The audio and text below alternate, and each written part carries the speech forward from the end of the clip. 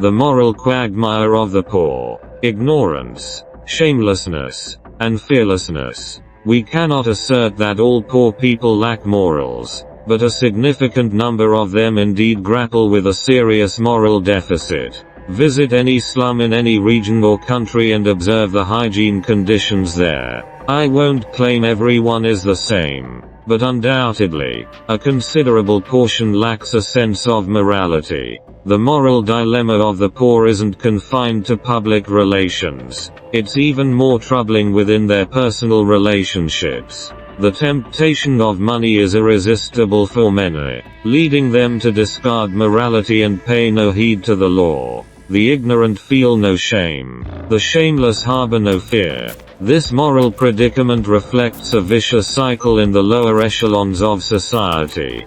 Poverty begets ignorance. Ignorance fosters shamelessness. And shamelessness breeds fearlessness. This isn't a blanket statement for all poor individuals, but an honest portrayal of the reality for some. In this vortex of moral decay, we must reflect: is society's neglect of these individuals contributing to their moral decline? Or is it their ignorance and shamelessness destined to shape their fate? Perhaps. It's an interactive process, and understanding it is key to breaking the cycle.